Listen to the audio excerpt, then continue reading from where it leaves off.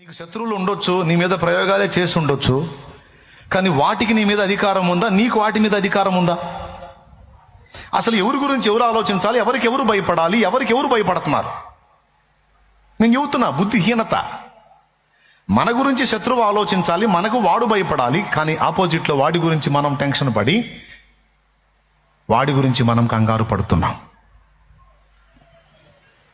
చాలా స్పష్టంగా యేసయ్య చెప్పాడు, భయపడకుడి, మీ తండ్రి సెలవు లేక మీ తల వెంట్రుకలలో ఒక్కటి కూడా కదలదన్నాడు.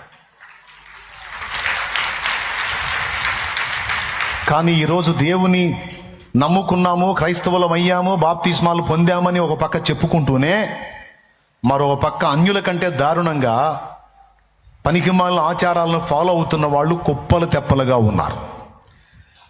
పనికిమాలిన విషయాలను నమ్మి గుండెలు బాదుకుంటున్న స్థితిలో క్రైస్తవులం అని చెప్పుకుంటున్న వాళ్ళు చాలా మంది ఉన్నారు.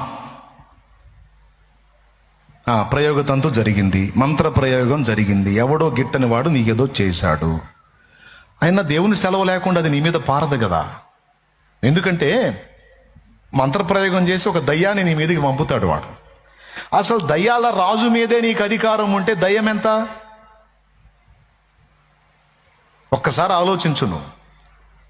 అపవిత్రాత్మల మీద రాజు ఎవరు? సైతాను. సైతాను గాడి మీదే నీకు అధికారం ఉంటే వాడి బంటు, వాడి దూత దయ్యం లేదా అపవిత్రాత్మ, అది నిన్నేం చేసింది? కానీ ఏం జరిగిందో తెలుసా? నీకు ఇవ్వబడిన అధికారం నువ్వు గుర్తించకపోవటం అనే బుద్ధిహీనత వల్ల వాటిని నువ్వు నమ్ముతావు. వాటిని ఎప్పుడైతే నమ్మావో, వాటిని ఎప్పుడైతే విశ్వసించావో, నిజంగానే అవి నీ మీద పనిచేస్తాయి.